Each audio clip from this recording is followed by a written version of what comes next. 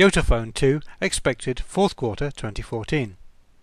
The original dual-screen YotaPhone was announced way back at the end of 2012, and it took a year to get to market. Although the highly innovative feature of having a low-power electronic paper display, EPD, in addition to a traditional colour one seemed like a good idea, the YotaPhone itself looked a little dated by the time it came on sale. Yota have announced their new next-generation YotaPhone. We will call it the YotaPhone 2 for the sake of simplicity, which improves on the original device in all respects, although you'll have to wait until the end of the year to get your hands on one. Physically, the YotaPhone 2 looks very different from the slabby original, with a more curved design that includes a slightly convex EPD on the back.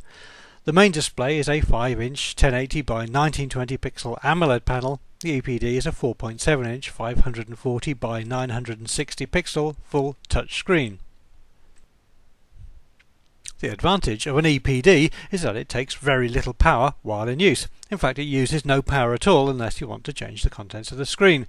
Since the display is usually the biggest power drain in an Android device, then this will make for a very much longer battery life, and the screen can be left on all the time. It's worth pointing out that the YotaPhone's EPD panel is not the only low-powered display on the market. Qualcomm recently demonstrated their colour Mirasol display on the Qualcomm Talk, which is perhaps more usable than an e-reader style EPD.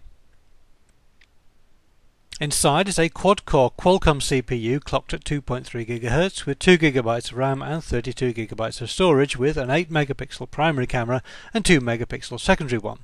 This is an NFC-equipped LTE-capable device with an FM radio, plus all the usual Android features that you'd expect to see in a high-end Android 4.4 smartphone. It isn't particularly big or heavy, weighing just 140 grams and measuring 144 by 70 by 8.9 mm. The internal battery is 2550 mAh batteries, which is a little smaller than some rivals, but then the use of the EPD helps a lot with battery life. Unconfirmed reports say that the YotaPhone 2 is capable of wireless charging. Yota say that the YotaPhone 2 will hit Russia and Europe during fourth quarter 2014, with the US and Asia following 3 to 4 months later. That's quite a long wait. Despite the YotaPhone 2's impressive specifications, by the time it hits the market, more conventional rivals will have moved on.